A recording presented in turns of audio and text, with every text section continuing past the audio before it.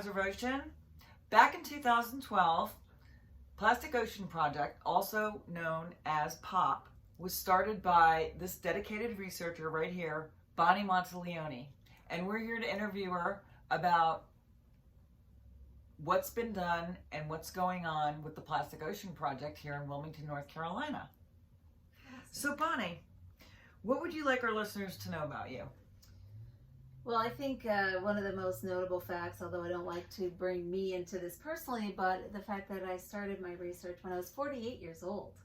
So, I mean, it's a testament to the times we live in when we can reinvent ourselves just about any time in our lives. And of course, I got super passionate about this plastic crisis in the North Pacific garbage patch. And so my thesis question as a graduate student at UNCW was, if plastic is accumulating in the North Pacific, is it happening in the North Atlantic? Right. That's neat. What causes are you most involved with at the moment? So currently, we've been studying this problem now for a dozen years, actually, when you include my research as a graduate student. And we've now witnessed plastic in some of the most remote places on the planet. And so we really need to start focusing on what can be done about it. So currently, I'm working with a group called the Blue New Deal Coalition, and this is speaking to our legislators to figure out ways to create a circular economy around waste. Because you know what, Victoria? It actually is a resource, and we have just been looking at waste all around. So whether it's wood or glass or cardboard or paper or plastic, all of these can be put back in the economy. We just have to generate the will to do so. Great. I like that. Why are you so passionate about plastic in our oceans?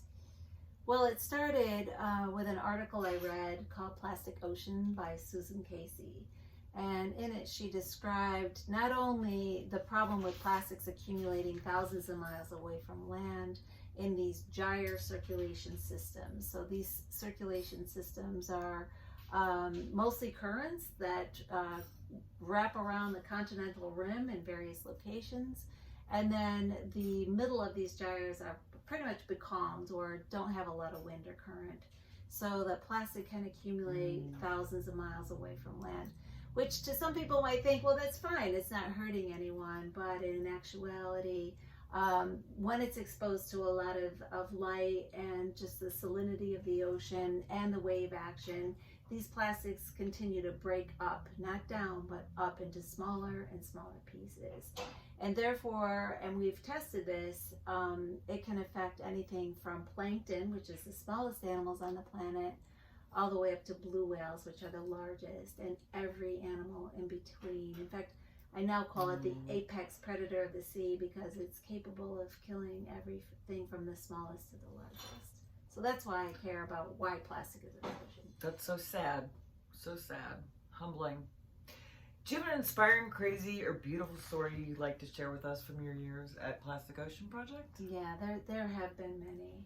And I bet. I would have to say it's working with students. So Plastic Ocean Project, after I graduated, we were able to work at UNCW, and I now teach a class there. And so these students get the opportunity to either hop on research projects we already have going, or they can create their own. So for example, I have one student interested in hemp, right? I mean, could hemp be another substitute for fossil fuels in order to make plastics that actually work with nature, right? They will break down and actually nourish the soil instead of plastics that break up and contaminate the soil.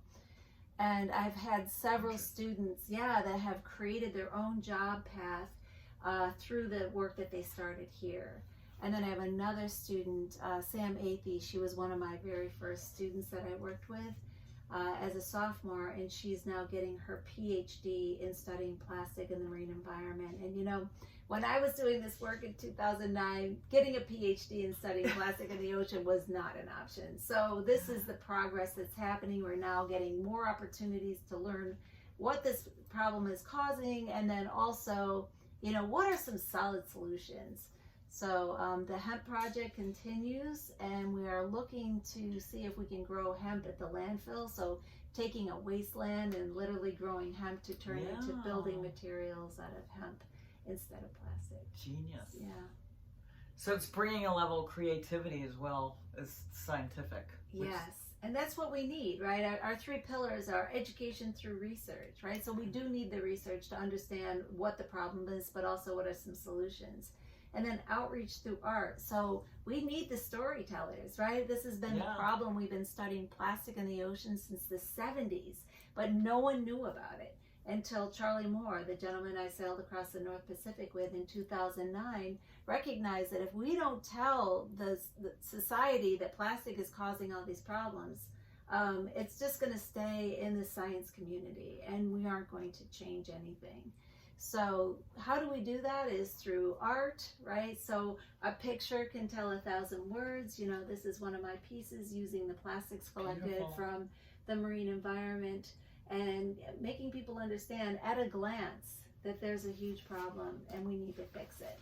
We need videographers to tell documentary and story that way. We need authors and writers. And so they are the ones that can probably do the greatest amount of good in educating people on not only the problems, but where do people put their money in order to help solve the problem.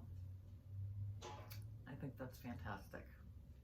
What are some of the best online resources for preventing plastic in our oceans that you can share with our audience today? Yeah. So I'd love to talk about Mr. Beast. You know, Mark Rober.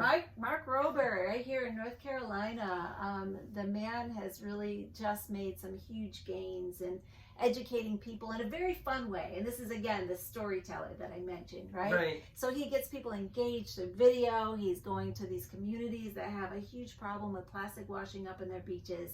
And then he's planting trees for you know, the amount of trash they're picking up, much like what we do with our Trees for Trash program. Right. And so, you know, he's a person that is a great example of what young people can do. There's so many opportunities for us to share the story, but also invest in Plastic Ocean Project, invest in these other groups that are really trying to tackle the plastic problem. So check him out on YouTube, Mark Rober, The Beast. The Beast. Are there any fellow causes or activists you'd like to highlight today? Yeah, actually, most recently our work has led to work in Alaska. So there's the Ocean Plastic Recovery Project. It's a mouthful. They have been doing work for 15 years collecting plastic that's washing up. It started mostly because of the tsunami. So because of the tsunami that happened in Japan, so much of that trash, and this is a great example of how this plastic can travel thousands of miles, would end up in areas like Alaska where they have a nature preserve. It's called Katmai, and it's a preserve for grizzly bears. And so this gentleman started this for-profit business. So this is another great example of solving a problem and making a profit. So he gets people to go out on his ship. You go out there for a week and you're cleaning up thousands of pounds of trash that's washing in. And you know, I have to say, I spent a week out there, and it was the first time that I actually said, I think I'm too old for this, because it's grueling, and you just can't even believe how much stuff that, it's not that stuff that people left there. This is all stuff that's washing in from the ocean, and sadly, we are now finding those plastics in the bear scat. So that means that the bears, terrestrial animals, are now also coming in contact and ingesting plastic. So a lot more research to do, but really great project to look into. And they do look for volunteers. I would like to look into that. Yeah. In fact, we're going to be taking a team with us next summer. So we've already been invited. Plastic Ocean Project can bring 6 people along, and it doesn't mean you have to be a student. It can be anybody that's really interested.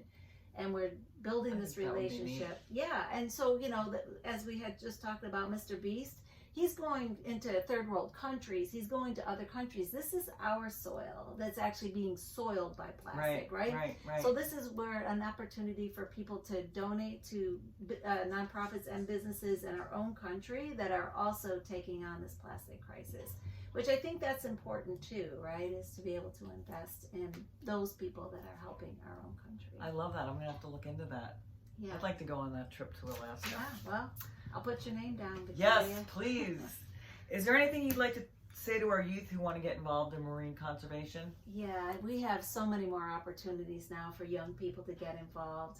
I have right now one of my work study students that's in Alaska. She's working with another organization she's getting college credit for it. So there's plenty of opportunities to go and look for these. Have another one that's down in Florida, right? So she's working with the dolphin research. Oh, great. And then here we also have opportunities for students to do internships, and some of them can be done virtually. So there's plenty of opportunities, but we are always looking for students, young people, and of any age. In fact, we have an 8th grader right now that's designed biodegradable plastics, actually compostable plastic. So we have the tools for him to expose it to UV light to see how it responds and being exposed if it were laying out in the sunshine. And then we're also getting gastrointestinal fluids of sea turtles, so we can incubate his product to see if it dissolves, so it wouldn't end up clogging in their digestive tract. Aww. So much good happening, and so much to be hopeful for, right? I like to tell people that I speak with that as bad as things are, and it's so grim, it is a great time to be alive, Victoria, because we are it. We are that population. I believe that every one of us about it. Yeah, is on this and bringing planet. Awareness. Every person on this planet is here at this moment, in this time, for that reason, that we are going to sort this out, and we're going to change the direction of going from destroying the planet to working with nature. So make a profit and make a difference, and I see that as the future. And you're doing it yourself. I am. With your company. With Preservation, yes. That's right. So thank you for your time today, Bonnie. Yeah, you are very And welcome. I really enjoyed being a volunteer for Plastic Ocean Project. I love and believe wholeheartedly in what they do. And I've been with them for about 1.5 years now. Mm-hmm. So if you like this video, please click the thumbs up and subscribe to my channel. Right. Thanks for your support. Yeah, and check us out and come volunteer.